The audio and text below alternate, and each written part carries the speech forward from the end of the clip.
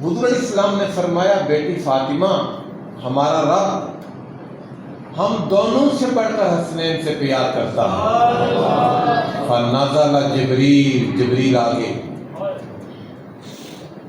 اور جبریل امین نے آ کر عرض کی یا رسول اللہ لا تحزن، غم نہ کریں، ان حسنا و حسینا ناعمین فی حدیرۃ بنی نجار، حسن اور حسین دونوں بنو نجار کے باغ میں آرام کر رہے ہیں۔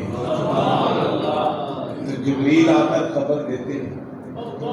میں نے میاں صاحب کی بنیاد پر کام کیا ہے، آخری مراحل میں ہے، ان میں سے ایک شعر ہے کہ جبرائیل جے جس جا کر نبیاں دا سر کردہ۔ حضور کو جبریل آ کر خبر دے رہے ہیں، کیونکہ جبریل حضور کے در کے چاکر ہیں۔ انما خلق جبریل لخدمت النبی صلی اللہ علیہ وسلم، جبریل کو پیدا ہی حضور کی خدمت کے لیے کیا گیا۔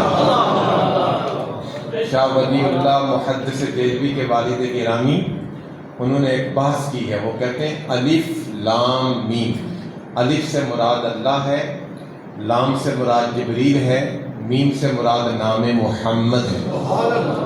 پھر ایک سوال ریز کرتے ہیں، کہتے ہیں الف سے مراد اللہ، یہ بات سمجھ آ رہی ہے کہ اللہ کے نام کا پہلا حرف الف ہے، میم سے نام محمد، یہ بات بھی سمجھ آ رہی ہے کہ حضور کے نام کا پہلا حرف میم ہے، یہ لام سے جبریل کیسے مراد لیا جا سکتا ہے؟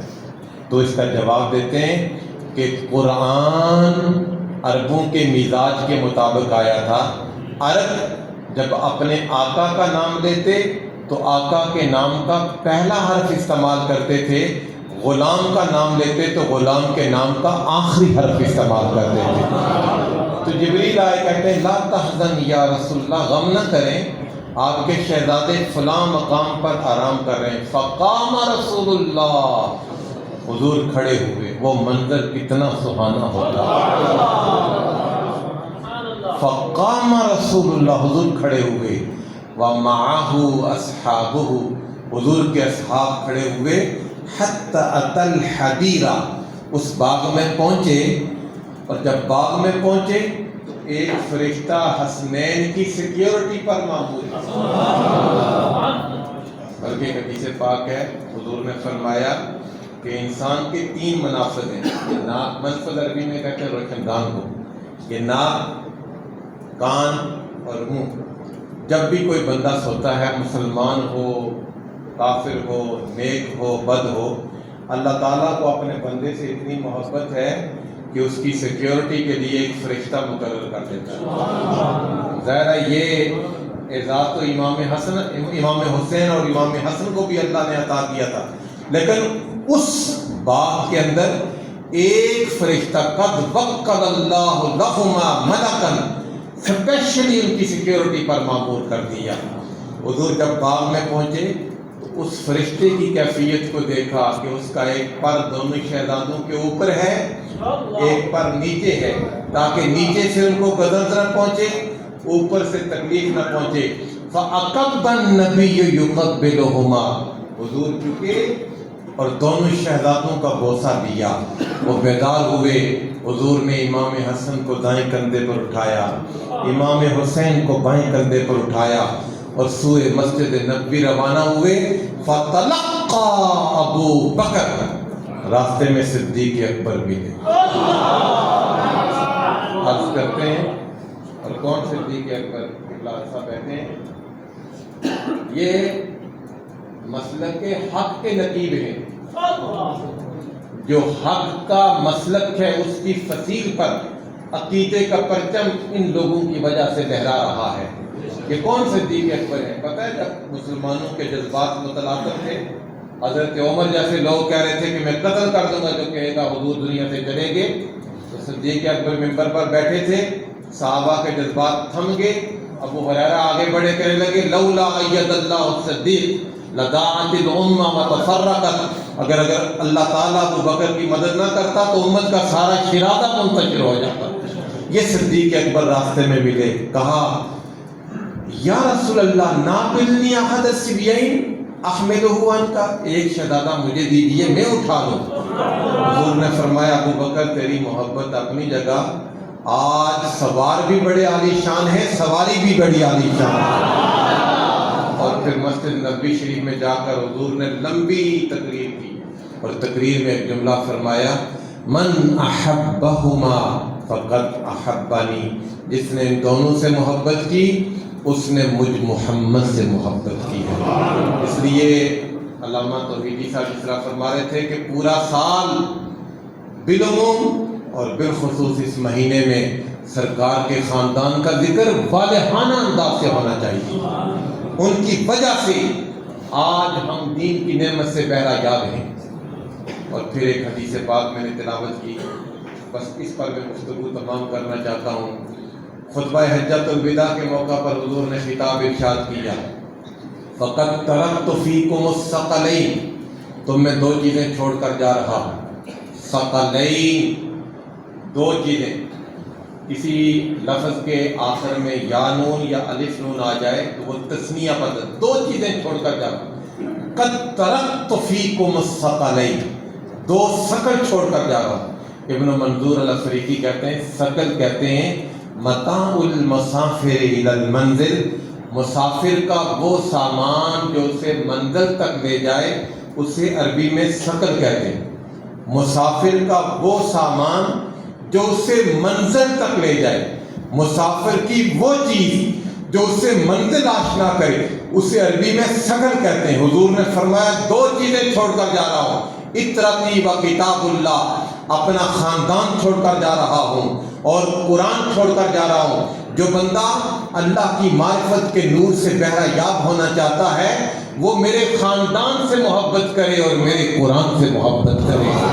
مرکز تاجدار ختم نبوت میں ایک سال یہ 3 سال میں 45 بچوں نے قرآن یاد کیا۔ حضور علیہ السلام نے فرمایا کہ جو بندہ منزل پر پہنچنا چاہتا ہے، جو منظر سے آشنا ہونا چاہتا ہے، جو اللہ کی معرفت کا سرما اپنی آنکھ میں ڈالنا چاہتا ہے، وہ میرے خاندان سے محبت کرے اور میرے قرآن سے محبت کرے۔ امام علی مقام آپ کا یہ پیغام ہے، شہادت کا یہ پیغام ہے، سیرت کا یہ پیغام ہے۔ آپ 7 سال کے تھے جب حضور دنیا سے پردہ کر گئے، تو ظاہر ہے جس طرح علامہ جلالی صاحب فرما رہے تھے بیچ کی زندگی بھی تو ہے نا۔ ہم بچپن ضرور بیان کرتے ہیں، شہادت بیان کرتے ہیں، بیچ کی زندگی وہ جو ان کا قرآن کا فروغ تھا، قرآن کی شمع کو جو روشن کیا ہے، آج ضرورت اس عمر کی ہے کہ ہم قرآن کی شمع کو روشن کریں۔ معاشرے سے اگر ملیٹنسی ختم کرنا چاہتے ہیں، شدت پسندی ختم کرنا چاہتے ہیں، نفرت ختم کرنا چاہتے ہیں، گنوسٹکزم ختم کرنا چاہتے ہیں، الحاد کا خاتمہ چاہتے ہیں، نفرتوں کا خاتمہ چاہتے ہیں، ایکسٹریمزم کا خاتمہ چاہتے ہیں، تو ایک ہی صورت ہے کہ ہم قرآن سے جڑ جائیں۔ اور آخری جملہ یہ ہے کہ قرآن نے مجھ سے آپ سے 3 چیزوں کی ڈیمانڈ کی ہے، مجھ سے بھی ڈیمانڈ کی ہے، آپ سے بھی ڈیمانڈ کی ہے۔ پہلی ڈیمانڈ قرآن کی ہے، سورہ مزمل سورت نمبر 73 آیت نمبر 4، وَرَتِّلِ الْقُرْآنَ تَرْتِيلًا، قرآن ٹھیک پڑھیں۔ یہ مرکز تاجدار ختم نبوت جس طرح صوری حسن ہے، اس طرح آپ کو روحانی حسن بھی یہاں سے ملے گا۔ اور مولا علی مرتضیٰ کسی پگڈنڈی سے گزر رہے تھے، کوئی بوڑھا آدمی ملا تو آپ نے فرمایا بھائی یہ چیزیں پڑھ لو۔ اس نے کہا اس بڑھاپے میں مجھے پڑھتے ہوئے شرم آتی ہے۔ آپ نے فرمایا بڑھاپے میں جائے رہنے پر شرم نہیں آتی؟ اگر کوئی بندہ بوڑھا ہے اسے قرآن صحیح نہیں آتا تو آئیں اس مرکز علم میں آئیں، اپنا قرآن صحیح پڑھنا سیکھیں۔ یہ امام حسین کی شہادت کا پہلا پیغام۔ دوسرا پیغام کیا ہے؟ سورہ نساء سورت نمبر 4 آیت نمبر 43، حتی تعلموا ما تقولون، جو پڑھتے ہوں اس کو سمجھیں بھی، یہ قرآن کا مطالبہ ہے، اسے سمجھیں بھی۔ اور تیسرا پیغام یہ ہے کہ قرآن ٹھیک بھی پڑھیں، سمجھیں بھی، اور اس قرآن کو دل میں بھی جگہ دیں۔ کہانیاں ہم یاد کرتے ہیں، قصے یاد کرتے ہیں، شعر یاد کرتے ہیں، بری باتیں یاد کرتے ہیں، اس قرآن کو بھی دل میں جگہ دیں۔ قرآن کہتا ہے سورہ عنکبوت سورت نمبر 29 آیت نمبر 49، بل هو آیات بینات فی صدور الذین اوتوا العلم، کہ صرف قرآن کو دیکھنا ہی نہیں ہے، قرآن کو سینے میں جگہ بھی دینی ہے۔ میری دعا ہے اللہ تعالیٰ امام علی مقام کے صدقہ سے امت کو عروج و بلندی عطا فرمائے۔ آج کے دور میں دین پر استقامت، قرآن سے تمسک، قرآن سے تعلق از بس ناگزیر ہے۔ اس وقت امت مسلمہ ایک ہمہ گیر زوال کا شکار ہے، ایک ہمہ گیر زوال کا شکار ہے۔ آپ کو پتہ ہے پاکستان میں بنیان و مرصوص آپریشن شروع ہوا تو بر صغیر میں صرف بنیان و مرصوص 2 لفظ رکھنے کی کتنی برکت ہوئی، 2 لفظ قرآن کی اتنی برکت ہوئی کہ اب دنیا کے نقشے پر 2 گھر ہیں، ایک بیت عنکبوت ہے، ایک بنیان و مرصوص ہے۔ پاکستان بنیان و مرصوص، ہندوستان بیت عنکبوت بن گیا ہے۔ آئیں ہم اگر بنیان و مرصوص بننا چاہتے ہیں، دیگر اقوام کے مقابلہ میں ہم برتر و بلند ہونا چاہتے ہیں، تو قرآن سے اپنا تعلق جوڑیں۔ اس مرکز کے لیے دعا ہے، صدا بہار دیں اس باغے، کدی خزاں نہ آوے، ہون فیض ہزاراں تائیں، ہر بکھا پھل کھاوے۔ علامہ جلالی صاحب کو اللہ تعالیٰ سلامتی والی زندگی عطا فرمائے، ان کے وجود کو اس علاقہ کے لیے نفع بخش بنائے۔ قبلہ سید گرامی مرتبت حافظہ اللہ تعالیٰ، انہیں اللہ تعالیٰ ہر قدم پر، ہر گام پر سلامتی عطا فرمائے، اور حضرت حافظ الحدیث قدس اللہ سرہ العزیز، ان کے فیضان علمی سے ہم سب کو وافر حصہ عطا فرمائے۔ وما علیہ